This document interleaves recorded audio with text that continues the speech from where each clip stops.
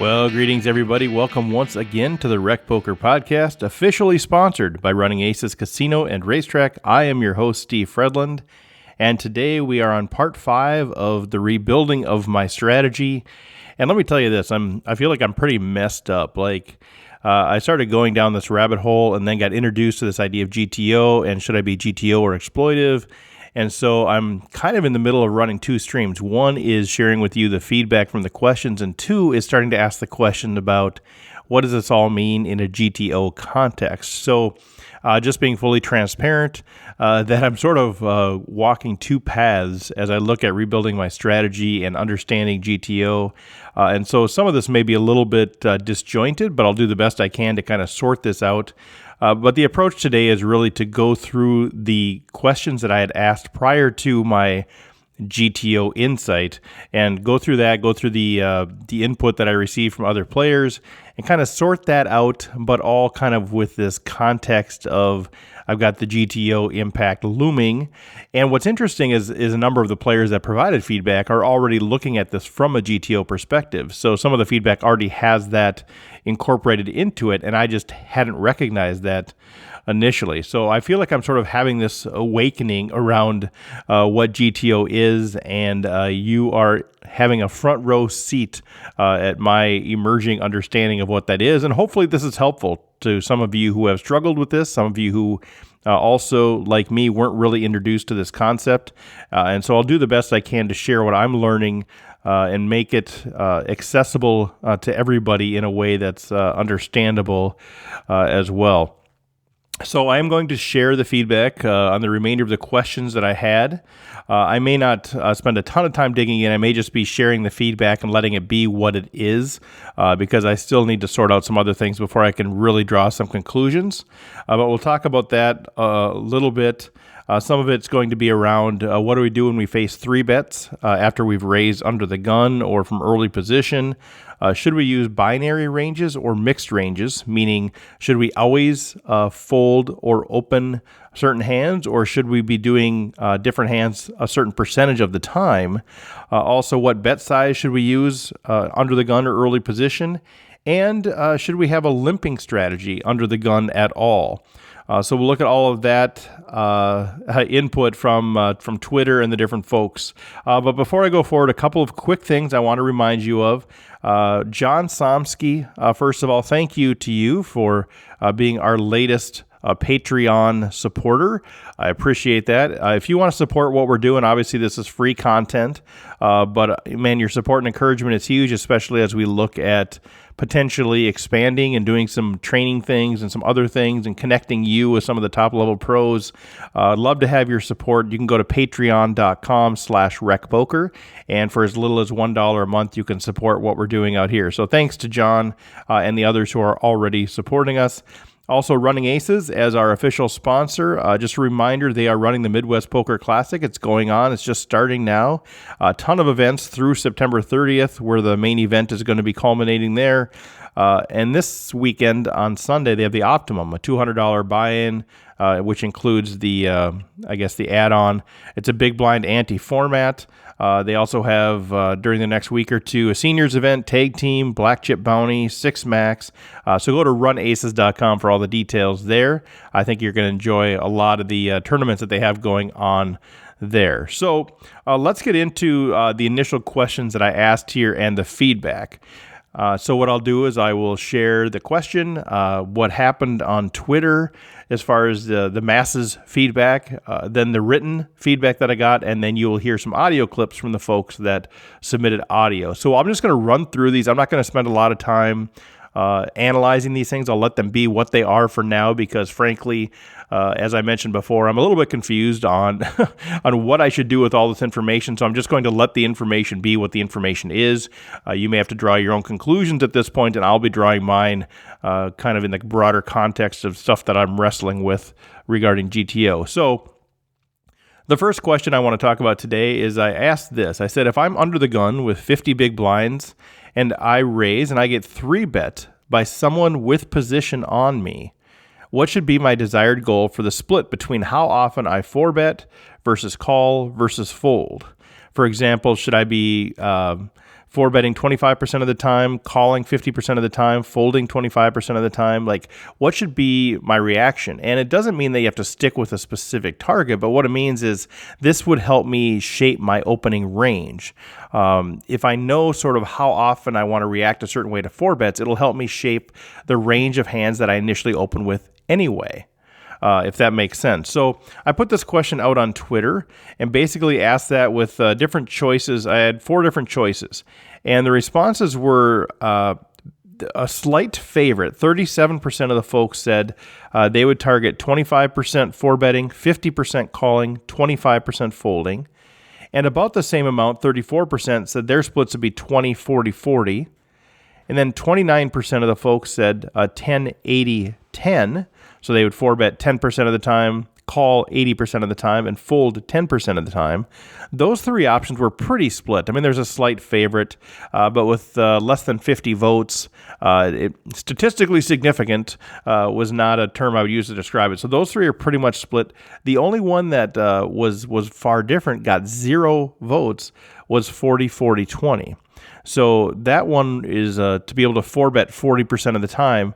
People just felt like that was too much. So I think that probably implies that your range is too tight if you're going to be four betting 40% of the time. So if you look at those 3 answers, it's somewhere between four betting 10 to 25% of the time, calling 40 to 80% of the time, and folding 10 to 40% of the time. So in all, I'd say it seems to be somewhere in the neighborhood of a 20-40-40 split, or maybe 20-50-30 is maybe the right option. So yeah, I'd say 20-50-30 seems to be the kind of the aggregate total. So to be able to four bet 20% of the time, call 50% of the time, and fold 30% of the time seems to be what Twitter would suggest. Now, I received a comment from Mike Engelhop. He's a rec player, but he has studied GTO quite a bit, and I do play with Mike in a home league. Fantastic guy. He's a math guy as well, so this is right up his alley. But Mike says this is where the minimum defense frequency can come into play.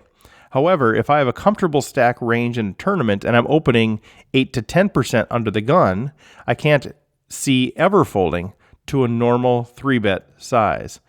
And first of all, I'll just interject there. So Mike sees never folding, but of course he's also talking about only opening 8 to 10% of the time. So if your range is a lot tighter like that, you've got hands that are more defensible. So anyway, Mike would open 8 to 10% of the time and probably never fold to a normal 3-bet size. He goes on to say, I'm only calling or raising because my range is just too strong. Generally speaking, because I know I'm going to be over-calling because I don't fold, I need to have a reason to decide to re-raise instead of just calling with everything, including aces. Good stuff, Mike. Thank you. Hunter Sitchy, a pro that you guys know, maybe from Minnesota originally. I believe he's down in Florida now. He's the owner of Check Shove Poker. Hunter says, facing a 2.5 times 3-bet, you shouldn't be folding very often. If under the gun plus 1 is 3-betting an optimal range, you should only fold about 12% of the time. If the button is 3-betting an optimal range, you should only fold about 8% of the time. As far as calling versus 4-betting goes, stack depth determines how frequently you should 4-bet shove. Typically, you should be 4-betting 10 to 25% of your range. Figure out that percentage first, and then fill in the rest of your range with logical calling hands. He also says if you value his advice and interested in poker coaching resources, go to checkshovepoker.com. All right, thank you so much, Hunter. Now let's hear from the audio that was submitted. I mean, that's like a really hard question to answer without knowing more about who 3-bet you, how active have we been, but let's just say we have no table image and they likewise, we don't know anything about them. I probably want to be folding a good at least half of my hands, and then from there, calling and 4-betting maybe like a roughly even split, like probably call it 30-35% of the time, 4-betting 10 to 20% of the time. So, say you get 3-bet by someone in position, what's your desired goal for the percentage split between how often you 4-bet or call or fold? Again, very important to be very specific about this so that you are somewhere or somewhat near balanced. Also, what are the stack sizes here, right? You have to be way more cautious for betting whenever you are shallow stacked because you're just essentially all in, right? Whereas if you are deeper stacked, there's more room to 4-bet and then bluff. Also, what are the pot odds we're getting? Did we make it 3 big blinds and the opponent made it 13 big blinds? If that's the case, we need to be quite tight, especially if we have 50 big blinds, because if we 4-bet, it's just going to be all in, right? As opposed to, like, let's say we min-raised and the opponent made it 5 big blinds when we're playing 50 big blinds deep. Now we have way more room to 4-bet, right? Because we can 4-bet to 13 big blinds and then still fold to a shove. So all of that is very relevant. And this is why, as I said in the last podcast episode, you can't just think in terms of broad generic strategies because it's not ideal. You always want to ask, what am I trying to accomplish and how do I go about achieving that? So anyway, for a normal situation where we're somewhat deep stacked, I'm typically going to be 4-betting for value with aces, kings, queens, and ace king. That means I'm getting it all in with these hands in most scenarios whenever we're not more than 100 big blinds deep or so. Also, I'm 4-betting as a bluff with ace, queen, and ace 10 suited, which means I'm folding those if I get jammed on. Yes, we're folding ace, queen if we get jammed on. I'm going to be calling ace, queen suited, ace, jack suited, king, queen suited, jacks, 10s, 9s, 8s, 7s. Although you could definitely fold 9s, 8s, 7s if you feel like it. And I'm just going to fold the king, jack suited, queen, jack suited, jack 10 suited. If you break this down using the range analyzer, that has us 4-betting for value with 33% of our range and 4-betting as a bluff with 15% of our range. Now, that's a little bit value heavy. As you get deeper stacked, you can have more bluffs. If you're playing really deep stacked, you can have something like 66% bluffs. Whenever you look at only 4-bet for value and 4-bet for bluff. Here we have a 2-to-1 ratio value to bluff, which is definitely value heavy. And that is because when you raise under the gun, people should not be 3-betting you very often. I mean, it's a mistake to be 3-betting under the gun for the most part.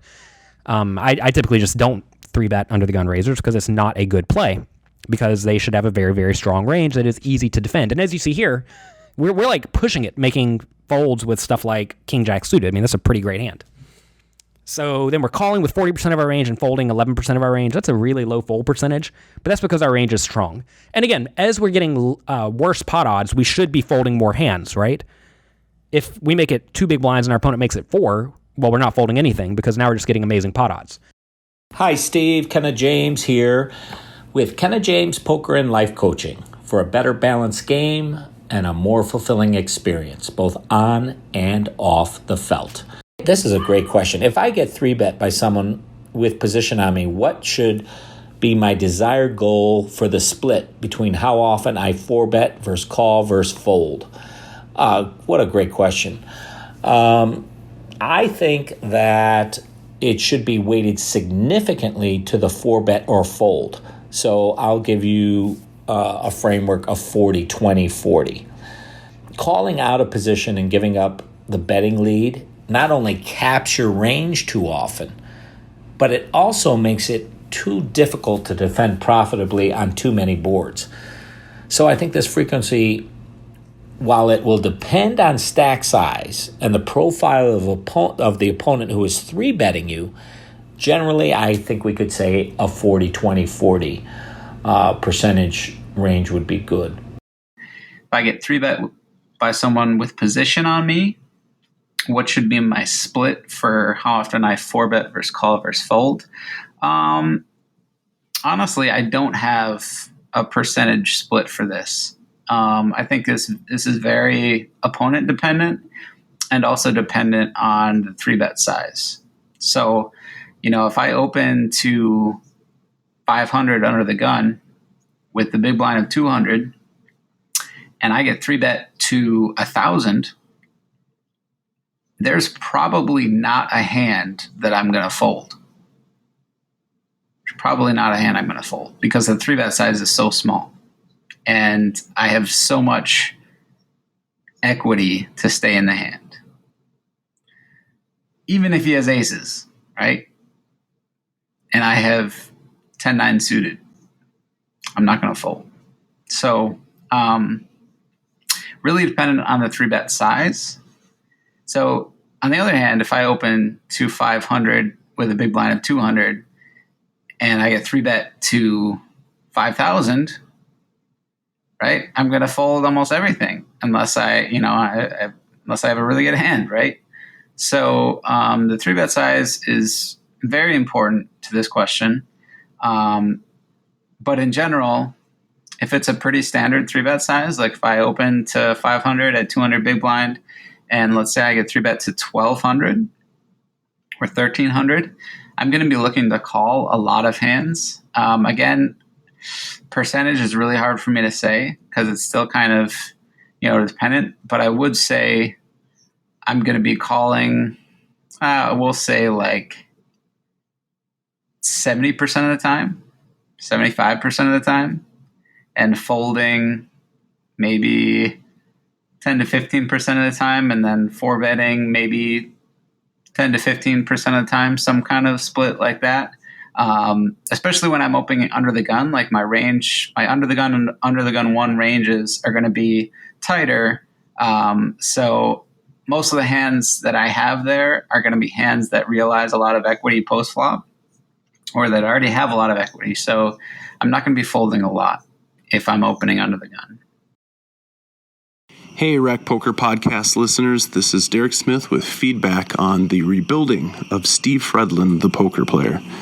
In rec games, when you get 3-bet out of position, I really feel like you can just fold the bottom 25% and raise the top 25% and call things in between. In tougher games, you'll obviously have to mix in a little bit of your bottom end of your range into your 3-betting range there. But in the games we're used to, I'm looking to call a lot of 3-bets, particularly if I'm playing that 10% range. I'd maybe fold about 10% of my range if I'm playing a 17% range first. And the reason for that is I just have found that at about a 2 to 2.5x 3-bet, it's plus EV to call a 3-bet, whether in position or out, and set mine. At about 2.5 to 3%, there's right around an even break point. At about 3 to 3.5, there is a small negative expected value, but of course the implied odds are pretty huge. But then at about 3.5x or higher, you become sort of negative EV. So I lean towards a 3-betting or calling range higher than betting. I guess at about a 10% range, I'm probably going to play like 40% 3-bets, 60% calls, and roughly 0% folds if I'm in position. If I'm out of position, I'm probably going to be a 25-50-25. At 17%, I might change it up a little bit. If I'm in position, I'd probably be at about 40% call, 3-bet, 50% call, and 10% fold. So I'm just folding out the smallest parts of those 36 hands, so the 3 or 4 worst hands there, and trying to call and set mine. If I get 3-bet in a position, and somebody's in position on me, I am playing just premium hands, and this is where it's going to be a little bit different. If you're playing 15 to 20% of the hands under the gun, you might look at this differently. But maybe there's some other people that are just beginning that are a little bit more playing style like me that don't like to be out of position. And so with my really tight starting hand range, I'm only playing premium hands here, so I really think I should be 4-betting a lot, at least 50% of the time, maybe calling 25% of the time, and only folding about 25% of the time, depending on what other activity's been going on at the table. Might be even folding less percentage of that. Again, depending on if there's a 3-bet and then another raise behind or something like that, I might get rid of a couple of those premium hands. Greetings, Rec Poker players. This is Jerry Kniff contributing to the podcast. If I'm 3-bet by someone with position on me, I typically do not 4-bet. I know that is a improvement I need to make in my game, and probably 4-bet more along the lines of 10 to 15%, calling around 65%, and folding around 25%. But again, this also depends on stages of the tournament and stack sizes at the table. This is Rob Washam for the Rec Poker Podcast. Against a 3-bet, considering a 4-bet, a call, or a fold by trying to come up with a balanced strategy is getting closer to GTO, whereas I would tend toward the exploitive and use factors like my image and my read on the 3-better. If the 3-better is a nit, I would tend to 4-bet with monsters, call with hands that can flop well, and fold everything else. If the 3-better is known to get out of line, I may 4-bet with a polarized range and call with the middle of my range. Under the gun strategy, John Somsky. If I get 3-bet by someone who has position on me, I would think I might 4-bet about 20% of the time, call about 60 to 65%, and then fold 15 to 20%.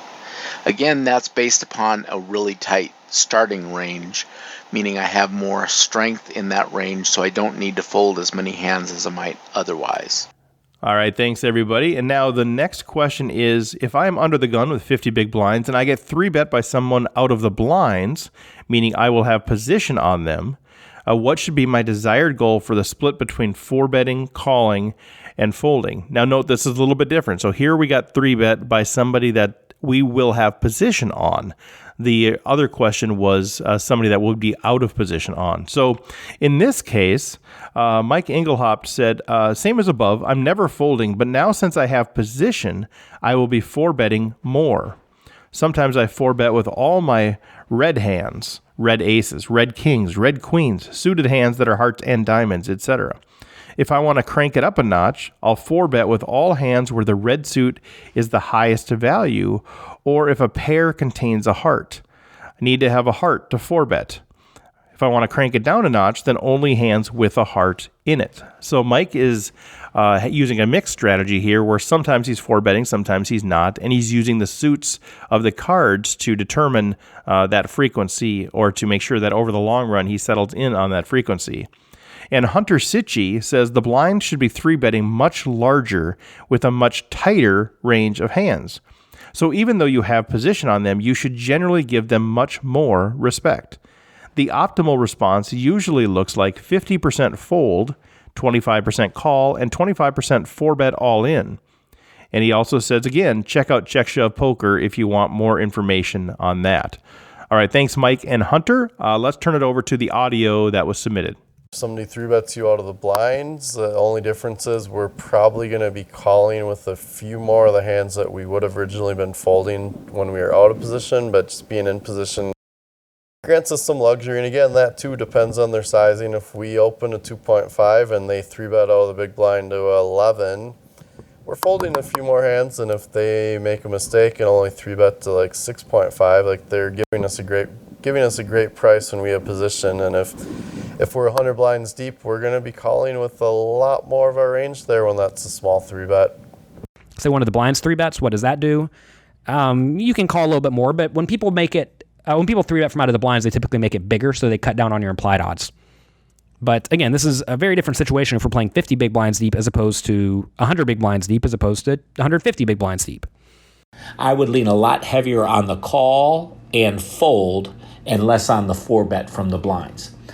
And that goes to the basic principle that you want to lengthen the hand when you're in position and shorten it when you're out of position, because you're going to force your opponent to make more decisions while they're out of position. So against the blinds, I like to make that look more like 20, 50, 30, with 20% 4-betting, 50% call, and 30% fold. And those are, again, very general numbers, but that's what I would give you as a guide. If I get 3-bet by someone out of the blinds and I have position on them, honestly, my approach is going to be pretty similar. Maybe I call a little bit more, but there's also the consideration that if someone is 3-betting me out of the blinds and I'm an under the gun raiser, they're going to have a tighter range than someone who's 3-betting me from the button. So honestly, I don't know that having position makes a world of difference as far as splitting up my percentages. But I would say, like, in this scenario, I'm probably 4-betting less, slightly less, because I have positions. So if I want to play post flop, there's more incentive for me to go post flop when I'm in position than when I'm out of position. So maybe 4-betting slightly less. In general, four betting a very small percentage of the time, period. But maybe slightly less when I'm in position.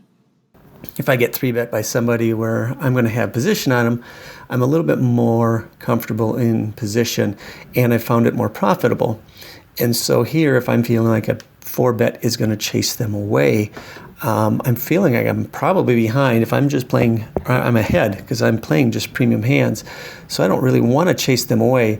So I'll probably call with a little higher percentage of the hands.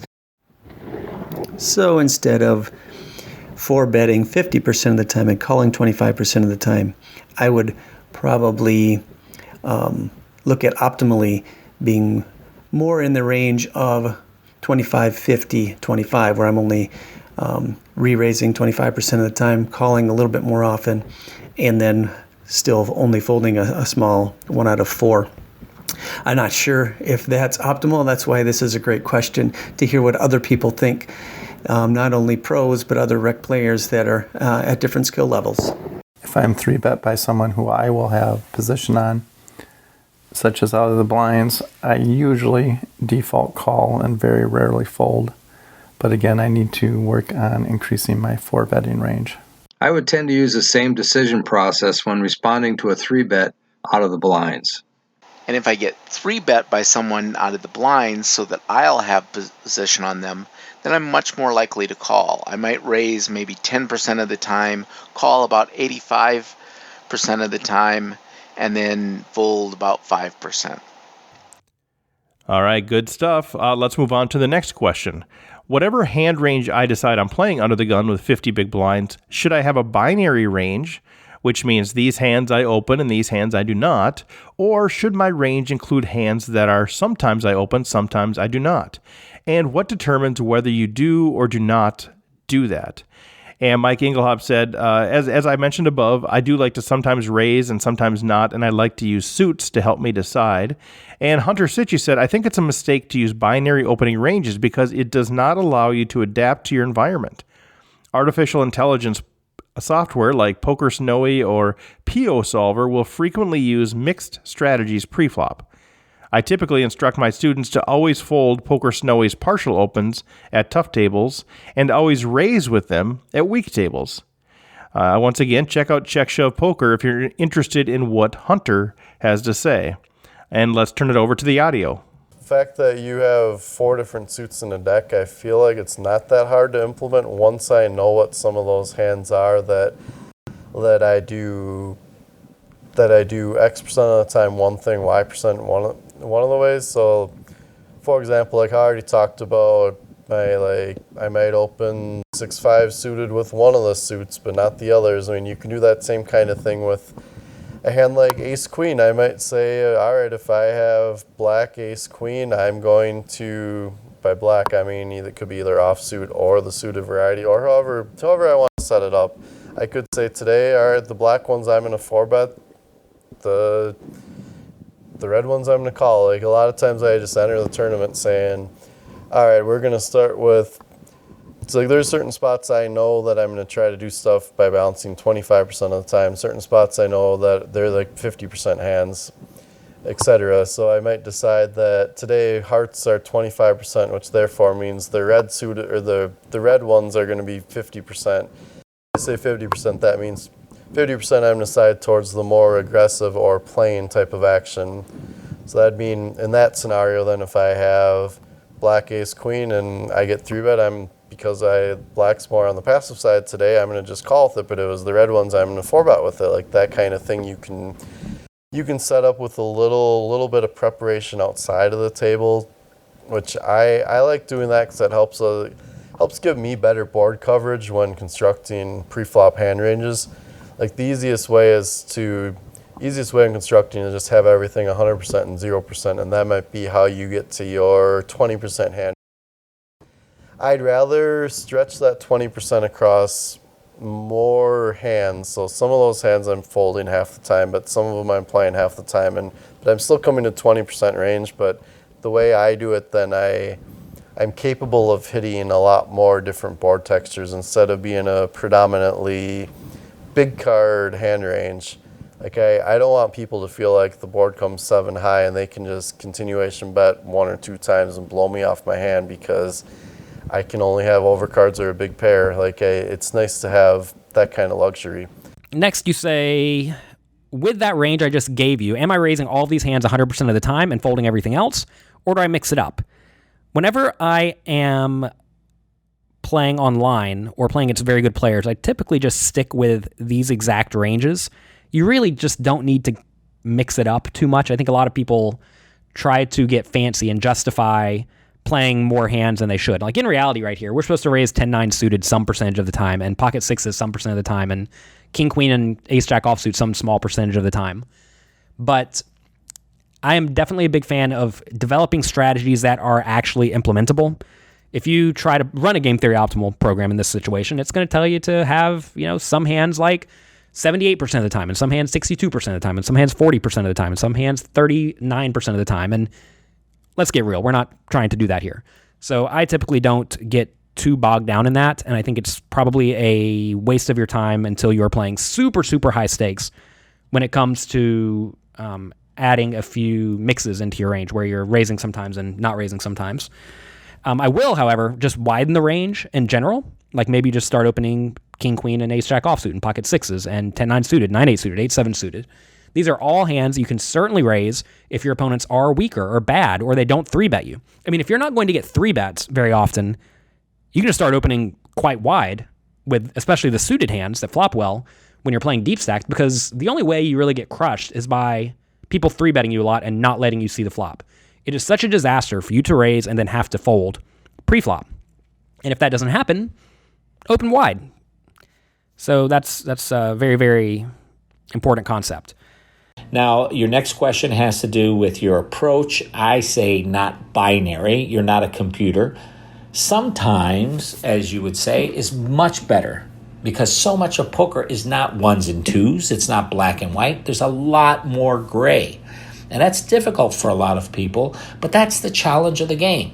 So I would lean more on sometimes you do and sometimes you don't. As far as your frequency guide, like when you should or when you shouldn't, the gray comes in based, you'll get that with experience based on the stack size, mostly, of your opponent and their profile. You can also use randomizers like your watch or different randomizer to guide you in that way. When I construct my range, when I take into consideration my opponents, my stack sizes, all the factors that make me decide or land to the conclusion of what opening range I'm going to have, I'm going to keep that binary. So I'm going to opening these hands and these hands and these hands. I'm going to be folding these hands and these hands. I think it can be a little bit too complex to randomize your opening hands. So like, ace deuce suited 50% of the time, I'm going to open it. 50% of the time, I'm going to fold it. I avoid that, especially pre-flop. As to having a binary range, this is sort of that 7% we talked about between 10% and 17% hands. Sometimes you've got that 7% where you can use your proverbial gut and utilize those as hands you're going to mix in and or decide not to play. I like to have binary hand range. For me, again, being a little bit less experienced, I'm trying to simplify the game for myself. So have hands that I just always will fold or always will play, at least as a starting place. And then kind of look at if the table is going to allow me to play a few more hands, then I can go outside of that. But at least have a starting place for me where I do have a binary range. I don't believe this is optimal. Again, I feel like as I gain experience, I hope to be able to become a little more flexible. And like we hear all the time, the answer will depend. Well, when I feel more comfortable that I understand when I would play hands outside of that binary range, and I understand that what it depends on more, then I'm more likely to open up my range to some of those types of plays. When developing a range, for most of us, I don't consider a binary range. But if one were to have a binary range, I think factors determine whether you raise or fold a certain hand, such as a suited one-gapper, would depend on stack sizes and stage of the tournament? I would suggest the latter. I would use a range that is somewhat elastic. Based on table dynamics, there are hands you sometimes open and sometimes not. And as far as deciding what hands to open, my default is fairly binary. I either, particularly in early position under the gun, I'll either open it or I won't. However, the tables are different, and there's always reasons to deviate from your basic plan. So if you have a maniac on your left, you may need to tighten up a little bit if they're constantly raising. And depending upon if they're paying attention, you might only want to raise with hands that you are guaranteed to be able to call or re-raise with. Likewise, if the table is very passive and folding a lot, you might want to open a larger variety of your hands because they're going to be folding a bunch to you, and it's just a way to get taken chips. This can be particularly effective when on the bubble, or if there are other situations where everyone at the table is playing particularly tight. Okay, so now I asked, if I decide to raise under the gun with 50 big blinds, what bet sizing should I use? Or what factors should impact that? To start with, I did ask a Twitter poll on this one. I said, if I have the comfortable stack and I raise under the gun, what bet sizing should I use? And I got a little under 60 votes on this one, with a little over half the folks saying 2.5 big blinds. So that seems to be the more popular choice, followed by 3 big blinds at 31%, 3.5 big blinds at 16%, and 2% said 4 big blinds. So 82% of the folks had it either 2.5 or 3 big blinds, and it was kind of a decreasing thing. So most folks 2.5 bigs, and then steadily declining as we go. Brian Berthume on Twitter said, again, I think it depends on the strength of your hand and the players in position on your table and their stack sizes that should factor into your bet sizing. How much can I get this fish to call? So it sounds like Brian is adjusting his bet sizing under the gun to the players at the table. Hunter Sitchy says your bet size or raise size is determined by what you're trying to accomplish with your entire range, the odds you want to offer your opponent, and the stack to pot ratio you'd like to create. So kind of a vague answer there, but it sounds like Hunter would say it's pretty dynamic. So there's not a specific answer for that. So let's turn it over to the audio that was submitted. Your raise should generally be smaller in position and larger out of position. So perhaps a good guide would be 2.5 to 3.5x the raisers to bet when you're in position, and 3.5 to 5.0 when you're out of position. I like to really shut down pots more when I'm out of position and lengthen them when I'm in position. So that's a good guide for you in that. I tend to stick to a pretty set bet sizing, regardless of my position pre-flop. I think that, like I was saying with this previous question, I think there's some complexity that we just don't need to add. So I think if we just say, okay, we're going to raise this amount every time, it's easier for me, and it avoids some confusion, and especially against tough opponents who maybe can pick up. If you're varying your bet size, chances are that can be exploited, and people who are paying attention can know what you're doing with different bet sizes, right? So to avoid that, I just keep my bet size the same. I like to go to about 2.2x when there's an ante involved. I like to open fairly small, which gives me, I'm risking a minimum amount to win the blinds and antes basically every time. And I think that's the strategy I like to approach, especially when I'm opening a wider range of hands. If I have a tighter range of hands, like maybe it's pre-ante and I'm only opening 10%, maybe I'll bump it up to 2.5x or even 3x, right? So if I'm the reasoning behind that is if I'm opening a tighter range of hands, I'm going to be wanting to get more equity in there pre-flop. Where if I'm opening a looser range, I'm going to be wanting to give myself the best chance to win the blinds and antes with risking a minimal amount, right? So I land on about 2.2x. That's kind of what I shoot for.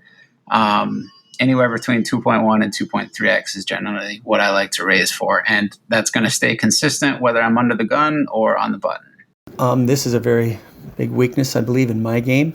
So I'm not confident in this at all, but I generally just have pretty much the same under the gun raise. I'm usually 2.5 to 3.5x, and that's kind of something I've read in some books about. If you're consistently inconsistent, you're hard to read, meaning whether I have aces or whether I have something much lower in my range, if I'm always raising the same amount, it's then harder to read what exactly my hand is. So that's where I would stay, again, listening. I would look forward to listening to other people and hear what they have to say about that.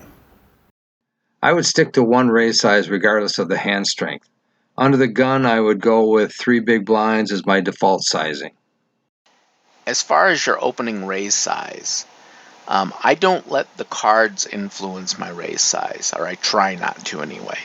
I do consider the effective stack sizes. Smaller effective stack sizes tend to lend themselves to smaller opening ranges because it's still a larger percentage of the stack. My position, I tend to bet more in earlier position to prevent an avalanche of callers behind me. When I'm in later position, a bunch of people have already folded out, so I might be able to bet a little bit smaller. Not only that, but I'm also in later position going to be betting with a wider range, so they aren't as strong of hands, so putting less money in the pot is also advantageous there. I also base my bet sizing based upon how players at this particular table are reacting to various sizes. In the end, I'm trying to get 1 or 2 callers at most. Folding everyone out and just taking down the pot is usually an all right thing to do as well. Steve Barton here from the Heads Up Poker Podcast. We have everything from a min raise to all in. Okay, for the average open, what I do is I open to 3.1x. So if the small blind is 50, the big blind is 100. I'll open to, at a live poker table, that would probably be 325. Okay, I wouldn't make it 300 there. I would throw in an extra 25 chip. All right. Now, the reason I'm doing this is because of a coaching session I had a few months ago before the World Series of Poker. I got a coaching session from Alexander Fitzgerald. He's a rock star in the tournament poker world. And he looked over my database and he did an experiment with one of his students.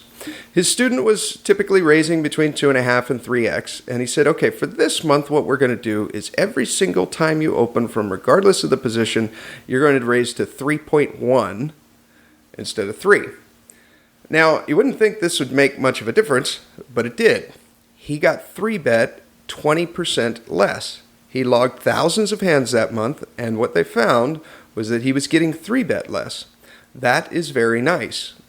Is the bet sizing you would use? Again, I would refer back to earlier. Are you focusing in and consciously playing a GTO style at this point where you are being very exact and consistent with your betting, or are you playing more of an exploitative style and therefore are mixing up your bet sizing amounts? I would just advocate for continuing to do the same at that point.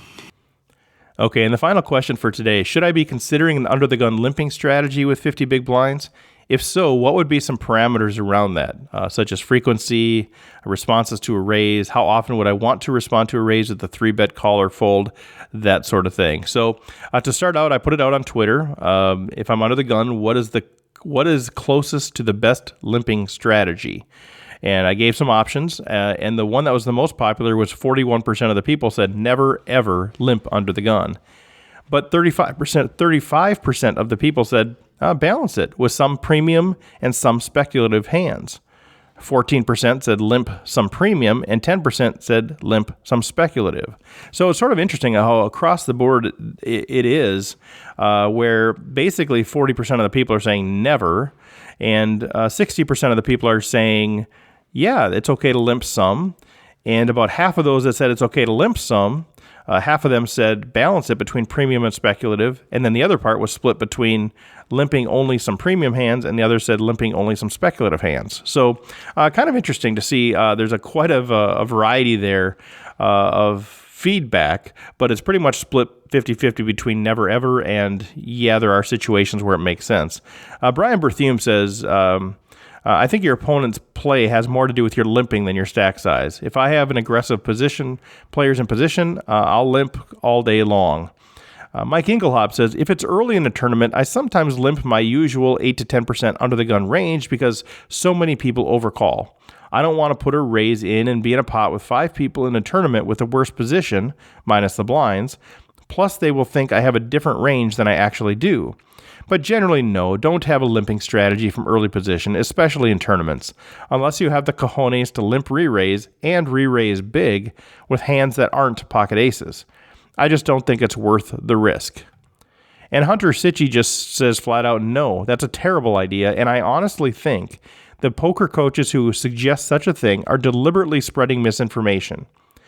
So Hunter feels pretty strong about that, and you can check him out at checkshovepoker.com. So with that, let's turn it over to the audio that was submitted.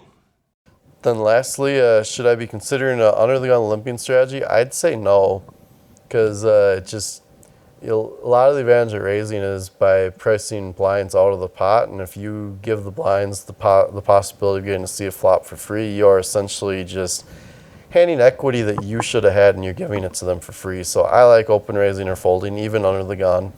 If we're playing in a really loose game with lots of guys that like to either limp or cold call, the thing is, especially early in the tournament when everybody's doing that, if you're 100 blinds deep and you make it 2.5x and you get 5 callers, that's great. Now you built a 12, 15 big bet pot with pocket sixes. And yeah, sixes would have been a great hand to limp and see a flop with cheaper, but we didn't go with that much of our stack to see a flop that now has a huge pot, and when we flop a set, we get to actually win some chips from somebody instead of it being a tiny little pot. So and then likewise now, so that's what I'm talking about if we're deep and talking about limping or not, where I'd say don't. Then now if we're only like 20 blinds deep and we limp, we don't want to have to limp fold. Like we want to be able to raise and possibly take down the blinds and antes, and that's going to be a sizable stack gain or chip gain to our stack. So likewise there, in that scenario, raising is better than limping. So I would just say don't ever limp under the gun. I know GTO programs do have limping built into an optimal range, but it's such a small subset that offers such a minimal, tiny, like barely any EV gain over just raising every time that for simplistic sake, you should just be raising or folding with all your hands that you're playing under the gun. And with that, I know I kind of stretched long here. I'll just cut it off and say that you can check out Poker's Fun Tour at PIFT Poker on Twitter or PIFTpoker.com on the internet. And with that, good luck at the tables. Thanks. So should you be considering an under-the-gun limping strategy? I just don't. If your opponents, again, are very, very weak and are not going to raise you very often at all, you may want to start limping with stuff like suited aces, good suited connected hands, all the pairs. These are just hands that are going to flop well, where you either know that you have a good draw or a nut hand right off the bat. You do not want to be limping with offsuit stuff pretty much ever. I think that's a recipe for disaster. You can probably limp stuff like 8-7 suited, 6-5 suited, 5-4 suited, maybe 9-7 suited, 10-8 suited, etc. But I don't think most games that I'm playing, at least, are that weak. And even then, you have to ask, when I limp with something like 6-5 suited under the gun, am I really happy very often? And I think you're going to find the answer is no. And especially in tournaments like live local tournaments, you usually just don't have very many big blinds. If you're sitting there with like a 40 big blind stack, you just can't limp from early position because someone's going to raise some portion of the time. So that denies your equity or makes you play a big pot from out of position with a junky hand, which kills your implied odds. Or if you do flop something, it's going to be like middle pair, bottom pair, and that's not really where you want to be from out of position. So I just do not use a limping range. I'm trying to think the last time I limped. It must have been like a year ago, maybe more. And I think it was something like ace-4 suited under the gun at a really, really, really weak table. And if you're playing medium and high stakes tournaments, you just don't find those very often. So anyway, be very careful when it comes to looking at a situation and saying, how do I play under the gun? Because that's a very, very big question. And it depends on the number of big blinds you're playing, and it depends on your opponent's strategy. I mean, I gave you a somewhat balanced strategy when I was discussing the 4-betting range of having some bluffs there. If you're playing against someone who just doesn't 3-bet under the gun raisers unless they have aces, because they know you must have a good range because you raise under the gun, well, clearly you should fold everything besides aces, right? So there are certainly times that you can be exploitable and make big folds, but again, that depends on your opponents. Other players think that under the gun raises are strong, and if they 3-bet it much, look really strong, so they 3-bet with all sorts of garbage. Well, clearly against them, you don't fold anything. So poker stuff and trying to develop a very, very generic strategy is usually not the way to go about it. If you do develop a generic strategy, it needs to be very, very fundamentally sound, and also you need to understand the adjustments you need to make depending on who you are against. So that's it for today. This has been Jonathan Little for PokerCoaching.com. Thanks for listening. Now, your last one deals with back raising, meaning limping into the pot and then 3-betting a raiser. We call that a back raise. I think back raising is a great strategy to implement when the following 3 things occur. You have an overly aggressive opponent acting after you.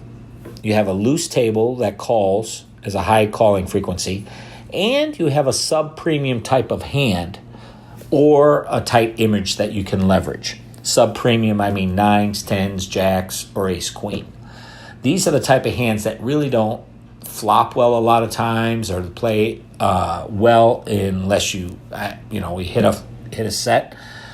So I like to thin those fields, and one of the great ways to do that in a loose action table is to back raise, limp in, and knowing somebody's going to try and squeeze around back and then come out with a heavy 3-bet as out of position squeeze or back raise to thin the field and take the pot heads up in a situation in which you probably have the best hand, again, against a loose, aggressive opponent. So those are great times in which to look to back raise and do that. And yes, I would implement that. And maybe that will give you the balance of your creativity to your otherwise solid GTO strategy. And finally, should I be considering an under-the-gun limping strategy? Again, I'm going to say similar to the previous couple of questions, no, and this is to avoid complexity that I just don't think we need to bring to our game. I do see limps. I tend to just avoid them altogether. I think maybe there's an effective limping strategy that people use, but I also think that it's hard to use a limping strategy effectively, and it's just not something that I've ever decided to practice. So I'm just going to say take it out altogether, never limp, and you can avoid the complexity of trying to figure out what a good limping strategy is, because I don't think it's a very effective strategy to begin with. So those are my answers to these questions. Hope it was insightful. I've read some books and heard some pros that say absolutely not. Then I've heard some very good players and pros that have a limping strategy and talk about how they would use it. I kind of like to use a limping strategy, starting without one, meaning my base strategy is not using one, but I've been at tables, especially in the tournaments, the lower tournaments I play, where the raising strategy does not do what I want it to do. Usually I like to narrow the field. Well, if you lead out, and no matter how much you lead out with, you're getting called by 6 people, that's not doing what I wanted the range to do, or the raise to do. So there I might look to imply a limping strategy, and I'd like to hear more about some people that do it effectively. There are also some hands that I feel flop better for winning big, huge pots than others. And I would use maybe more of those types of things where I don't mind if some other players are in. Maybe you're sitting with ace-4 suited, and if the ace hits, you're not feeling great about it, but you're not really looking for the ace to hit. You're looking for the flush draw, in which case you don't mind 6 people being in and chasing their straights and chasing their 2 pair and that type of a thing. That's exactly what you're kind of looking for. So that's more the limping cards I've been looking at. And again, I'd love to hear what other people have to say so I can gain some knowledge in this area, because this is not a strong part of my game right now. And hands that I would consider doing that would be hands like a nutted hand. If I'm pretty certain that somebody behind me is going to raise, I'm envisioning a very specific scenario of a player that I've dissected his game, and for whatever reason, when he sees somebody limp under the gun, he raises. So that would be a scenario where I would limp there. I might also limp at a passive table with something like 9-10 of hearts, where nobody's ever raising. The only time they're ever raising is when they have aces or kings. That could be a profitable scenario to limp with some hands there, maybe like small pairs. Try to hit your set when you're very certain that it's not going to get raised behind you. People are just limping with things like pocket nines. I would never limp under the gun. If the hand's not worth opening with a raise, it's not worth playing. These are my thoughts. I'll talk to you next time. As far as an open limping strategy, I almost never open limp. I might call a limper, and very rarely in the blinds I might limp, but under the gun I don't think I'll ever open limp in that particular position, or almost never. So I don't think it would be too wrong not to incorporate an open limping strategy. I think it would be better to never open limp than to open limp too often. I look forward to hearing what everyone else has to say, and I hope you come up with a dynamite strategy. I do not think that you should have an under-the-gun limping strategy. I'm a believer in always raising first in and using some fold equity. You do not want to invite people into the pot. I do not like to play pots with 5 or 6 people to the flop. Like anyone, I'm not really a fan of under-the-gun limping, but I think particularly early on in like the cheaper daily MTTs and those types of games, you can limp and see flops 4, 6, 7 handed pretty regularly, and you might flop the world and be able to stack somebody at that point. So maybe you can limp with, your ultra speculative stuff, and get away with it. But I'd be more apt to just stick to 10 to 17%. All right. Well, thanks once again to everybody for submitting all of that great feedback. So what's valid now in light of wanting to play GTO? I guess I've got a few key takeaways from this first round of listening to this information. I've always thought of preflop ranges as binary, either always raising, always calling or limping, or always folding. And GTO uses the mixed strategy idea of having frequencies associated with each hand in the range. So this whole thing is not only going to cause me to reevaluate my 16% under the gun opening number, but what hands and what frequencies will be a part of that. So potentially I've got more hands that are now in my range, but with only a partial frequency. So maybe instead of having 16% of the hands that I always open with, maybe I've got 30% of hands that I sometimes do, sometimes don't open. I don't know. I've got to explore that, but it's sort of interesting, and I think that should be fun to do. And I know I keep thinking about Mike Schneider talking about having board coverage, and so I'm wondering if I think about those speculative hands that I want to open with, maybe I open up a wider range of speculative hands, but only in certain situations or with certain suits or whatever that is. So that's interesting to me. I also think that with bet sizing and especially limping, I need to think about if I'm playing GTO or exploitive in the current situation, because that could impact my decisions. So like from a GTO perspective, I may never limp, but from an exploitive perspective, it may be part of a valid strategy. So that's going to be part of maybe my toggling back and forth. So if somebody says, is it okay to limp under the gun? I think my initial reaction should probably be, am I in a mode where I'm playing GTO? In which case I would say, no, you shouldn't. Or am I in the mode where I'm playing exploitive? In which case I might say, yeah, there are situations where I would do that. So I think that's an interesting dynamic and part of the dichotomy of GTO versus exploitive play. And also I really feel like I need to intentionally build a decent GTO strategy and a decent exploitive strategy, and then really really understand when I'm playing which ones of those. What are the factors that impact it? Is it stage of tournament, like Kenna James might suggest? Is it player types, like Brian Berthew might suggest? I don't know. So I need to really figure that out. Is it stack size? Is it table dynamics? What is actually happening going on there? So next up, I'm going to be doing more research into the theory and principles of GTO and really sharing with you some of the highlights of what I find. I think, the GTO and everything, there's a lot of numbers that are involved there. And of course, that's my bent. I'm an actuary by trade. I'm a capital markets hedger. I'm a workforce analytics guy. I'm an analytic. That's what I do. But what I'm really looking for out of that are the principles that come from that. So I'm not that interested in all of the relevant details, even though I think that'll be part of my process. I'm going to trust what people have come up with. I'm really looking to share with you what are those core principles that come out of it that we should be aware of. And, Fox started to share some of those principles last episode in rehashing that article that he shared with me. But so just diving, but before I start diving into the range and tables and numbers, I want to spend some time really understanding what are those fundamentals behind game theory and game theory optimal play. So if you or someone could add to that conversation, could really help clarify some of those concepts, some of those fundamentals, man, I'd love that. Please connect with me, Twitter, Facebook, stevefredland@gmail.com. I'm excited about the road forward. I feel a little bit convoluted right now. I feel like I'm probably not clear in what I'm communicating to all of you, but I welcome you along on this journey with me and ask for your patience. But maybe you can also help me clarify some things that will also in turn help clarify things for the entire audience that's out there.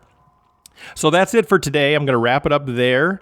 I want to thank Running Aces again. Great weekly tournaments, great staff. They've got the big tournaments going on now. Check that out, runaces.com. Thanks to the Recs and the pros for giving feedback. If you really want to help me out, there's a couple of ways that you can do that. Get out on iTunes, like us, rate us, review us, comment, share and tell other people about it, subscribe to the podcast, but also financially, even $1 a month would be great. But there's options, patreon.com/recpoker. That'll help us expand and offer new things and continue doing what we're doing. If you want to wear a patch, let me know. Got those available. If you want some cool merchandise, go to floptheworld.com/recpoker.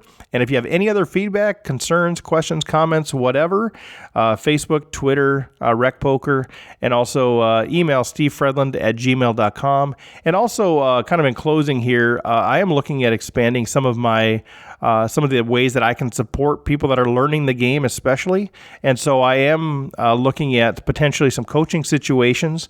Obviously, I'm not at the level of coach that people are going to look for. But if you are a rec player starting out, just trying to figure some things out, I think I've got some value that I can add there at a price that's maybe about 1/10 of what you'd pay a regular coach. So if that's something of interest, please reach out to me. We'll work something out. I think even like some sort of an email coaching situation, I think I can help you out quite a bit. And I can also connect you with resources and even take some of your questions to the masses.